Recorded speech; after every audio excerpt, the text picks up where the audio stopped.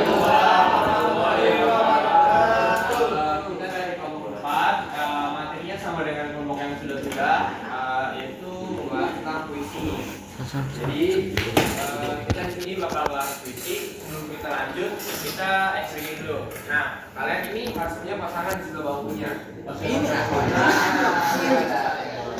Nah, kalau udah tangannya ditaruh. Jadi salah satu teman kalian itu ada yang punya tangan buat jadi bantalan.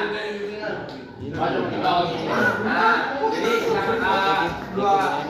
Ya bener kok, ya bener.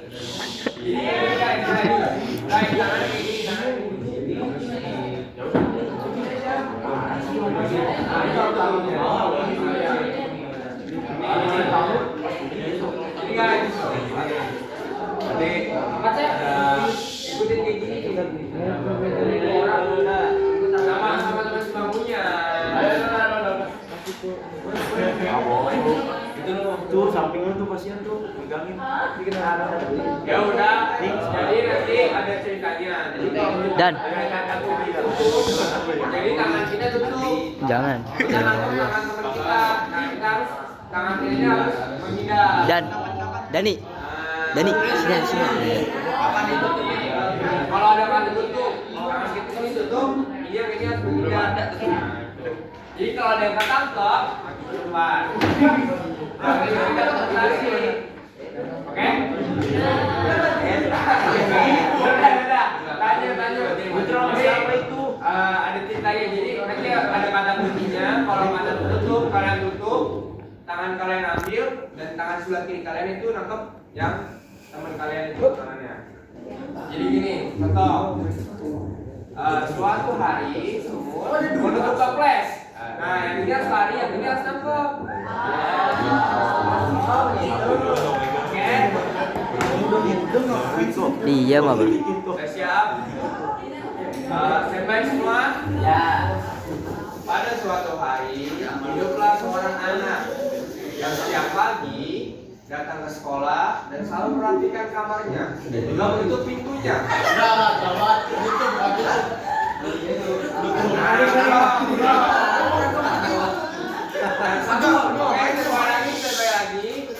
Dan sampai di sekolah, ia membuka pintu kelasnya dan bel sekolah pun berbunyi. Oke, dia istirahat, ia membuka kelasnya, lalu membagikan ke teman-temannya.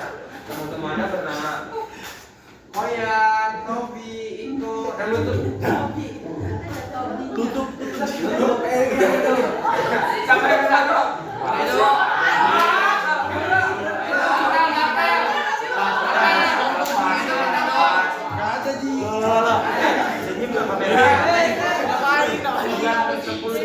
Oke, sudah semua teman-teman. Oke, kita lanjut presentasi ya. Oke, lanjut. Nah, kita akan memperkenalkan ini prinsip dan prinsip. Jadi, habis itu struktur, yang keenam kayak pembahasan. Setelah itu ada contoh dan analisis puisi serta kesimpulan. Ada 9 guys. Tobi. Oke, langsung masuk aja. Di sini ada pengertian puisi.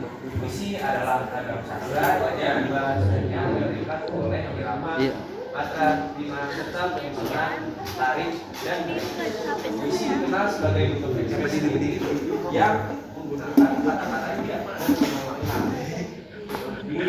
kreasi secara inspiratif. Jadi guys, itu sebenarnya itu mengungkapkan dari isi hati sang penulis.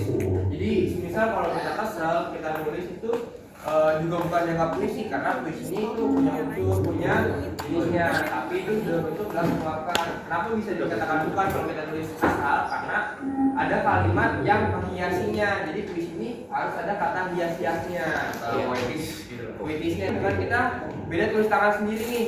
Aku kesel banget hari ini, begini kan itu bukan puisi karena nggak ada kata puisinya.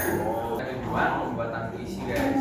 Jadi yang pertama itu sebagai media kritik sosial, kayak kita udah banyak banget nih sebagai siswa itu udah banyak membaca pokoknya karya-karya sastra yang bisa mengkritik sesuatu komunitas keras atau mengkritik hal gitu kan udah banyak itu ya. Jadi media kritik sosial itu menyampaikan keresahan terhadap fenomena di masyarakat. Yang Kasihan. Jangan. memberikan hiburan. Kata dia.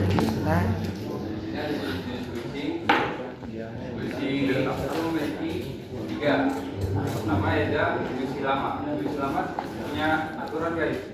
Itu pertama ada 5 dan 2 baris. Contohnya ada pantun dan sini ada puisi di.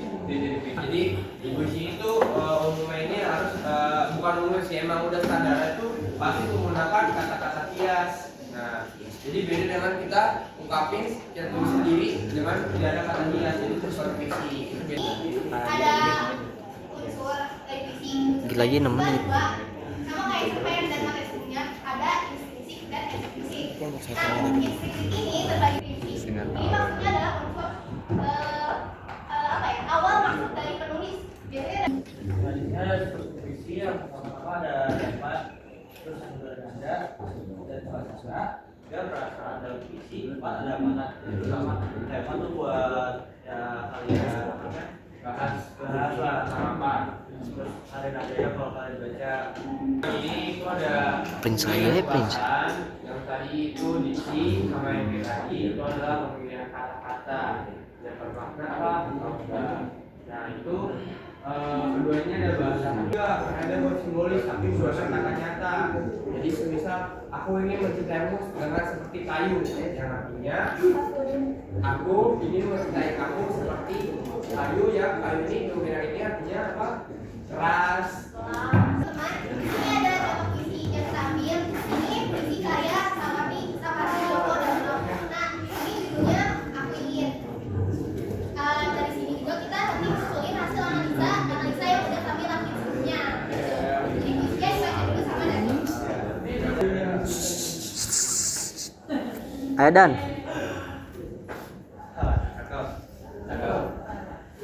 Aku ingin mencintaimu dengan sederhana, Aduh. dengan kasar yang tersempat dibicarakan dengan kayu, pada api yang menjadikan api. Aku ingin mencintaimu dengan sederhana, dengan isyarat yang tersempat disampaikan dengan awan, kepada hujan yang menjadikan tiada. Seperti yang udah dijelaskan tadi, kalau dalam puisi itu ada diksi. Diksi itu adalah kata-kata yang indah. Nah, makanya kalau dalam puisi itu kita ada dari puisinya maksudnya. Yang pertama itu ada struktur fisik yang dibagi menjadi tipografi. Oke, yang kedua ada struktur batin ya. Nah, tadi kalau kita lihat itu kan temanya tentang feelings ya, tentang cinta atau romansa. Terus yang kedua ada rasa atau perasaan penyaring, yaitu tulus, tenang dan ikhlas. Yang disampaikan tadi kita apalagi ada pemaknaan api, kayu. Kayu yang menjadi apa? Oh iya, kayu menjadi abu. Oke, yang ketiga tuh ada kaidah pembahasan. Jadi bahasanya seperti yang tadi ya, itu bahasa biasa itu terbagi jadi dua, ada diksi dan metafora. Nah, terus Izin. kata konkret dan abstrak. Jadi konkret itu Ada simbolan puisi dan puisi adalah kata yang mengekspresikan perasaan dan gagasan bahasa yang indah dan bermakna. kalau kalian mungkin pengen ya kayak tadi tuh perasaan kalian tuh bisa lagi sedih atau lagi punya perasaan nih sama seorang, kalian bisa mengungkapkan lewat puisi gitu. Dan gak lupa kita pakai diksi atau kata-kata biasanya. Nah juga karena kan dalam puisi itu masih ada maknanya. Terus puisi juga berarti apresiasi sastra profesional tidur. Nah jadi dengan kita membuat puisi kita tuh oh karena aku berapa kali mau nanya? Ini saya Kaya dari ganti atau kata juga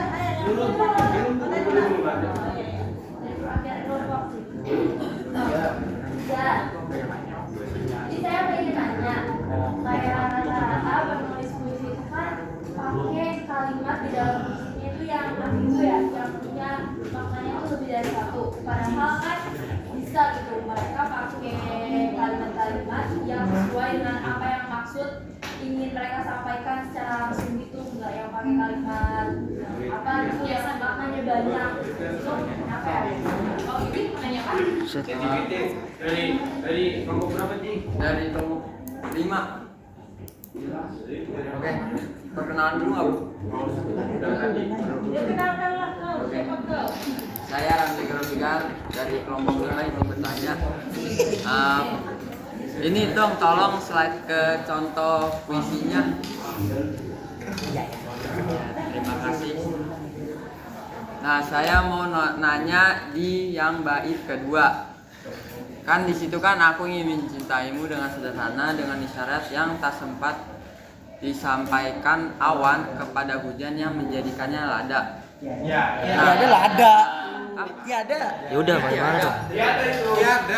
Lada pakai Oke. Nah itu kan ada yang tak sempat disampaikan awan kepada hujan. Nah apa yang disampaikan? Maksudnya tuh bukan yang disampaikan beneran, maksudnya artis sesungguhnya tuh apa gitu. Nah, ini bisa langsung dijawab. Jadi aku ini mencintaimu dengan sederhana, dengan isyarat yang tak sempat disampaikan. Jadi kalau kita lihat awan kalau kena hujan kan nggak sempat tiba-tiba bergeser kan? Tiba-tiba kalau kita lihat hujan, awan tiba-tiba sebelum hujan kan nggak mungkin kan awan bergeser dulu. Awan hitam. Iya iya. Nah, nggak mungkin kan awan hitam awan putih ini bergeser pasti melumpuhkan. Nah, itu jadi tiba-tiba hujan. Nah, jadi aku mencintai kamu yang tiba-tiba secara tiba-tiba. Oh berarti itu maksudnya tiba-tiba ya? Nah, yang tak sempat disampaikan. Tapi aku kan nambahin juga. Kalau dari maksudnya adalah kan dengan isyarat yang tak sempat disampaikan. Artinya penulis ini sebenarnya mereka mencintai orang yang dia depan ini dengan hal yang sederhana. Dia mau melakukan isyarat-isyarat yang harus dia sampaikan kepada si orang yang dia depan ini. Gitu loh. Jadi dia pengen mencintai tanpa secara langsung kalau dia cinta gitu. Dia pengen langsung dengan kasih dan perasaan yang tulus aja. Dia nggak mau ngasih isyarat atau ada apapun gitu loh. Oke terima kasih Tessa Fania. Udah sok kalau misalkan kalau misalkan bertanya kenapa kalau di dalam hadis itu kita menggunakan kata minggu kan? Nah kalau saya sama bertanya kenapa kita nggak bisa pakai begitu dengan kata-kata gaul, kata-kata modern, kata-kata Oke guys, pertanyaan ketiga. Nah tadi Jadi intinya aku jawab pertanyaan kita yang tadi jawab tanya kenapa sih bisa selalu pakai kata itu atau punya makna yang lebih dari itu atau kita sebutnya tuh kata biasa yang tidak secara langsung maknanya. Jadi dia makna itu versi kita harus analisis, kita harus paham dulu nih apa. Nah jadi gini guys, puisi itu yang kita tahu itu kan karya seni ya, karya sastra, pengungkapan perasaan. Dan di dalamnya sudah mutlaknya itu puisi itu seharusnya itu menggunakan kata-kata biasa, ada diksi dan lain sebagainya. Jadi memang ada sih kayak tadi yang kita lihat tuh kayak puisi kuping itu tiba-tiba kan kuping doang ya, terus ada apa namanya itu kalau terikat dengan norma-norma puisi lah dan ritmenya juga jadi sebenarnya penggunaan bahasa gaul tuh diperbolehkan aja karena ada juga beberapa puisi yang bahasanya pakai bahasa Arab nggak jelas apa musiknya gitu cuman jadi ya intinya nggak ada larangan mungkin para penyanyi lebih memilih menggunakan bahasa Arab baku supaya penyampaiannya lebih sampaikan aja gitu sampai secara lebih bagus dan Cet, palanya ngalangin sih. iya puitis gitu dan kayak pasti lebih bagusnya tuh puisi tuh kayak karena bahasa yang kalau emang mau buat yang gaul secara langsung bisa aja. Berapa menit? 14 menit. Dulu banyak banget. 11 menit tadi udah 100 MB. Dia dibuat pemilihan katanya tuh yang sesuai dengan kaedah pembahasan sehingga itu menjadi yang disebut puisi. Oke, terima kasih. Oke, sekian dari kami. Oh belum. Kan udah dijelasin mengenai puisi. Sebenarnya aku tekankan lagi kalau sekarang itu puisi itu bebas ya. Ada juga beberapa puisi yang gak terikat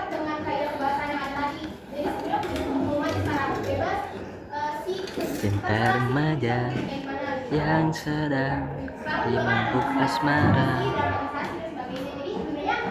berjanji takkan selamanya. Kameramen Indosiar. Suara lu. Nah, ini terakhir nih guys.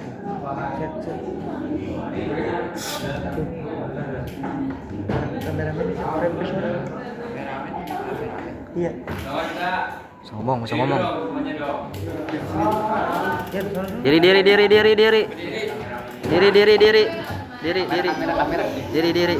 Diri. Gua nggak jorot ya. Sok.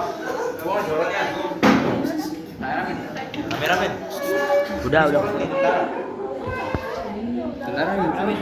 Udah kesorot. Gak usah ngomong. Terus mana? Ya. Nah, habis breakingnya itu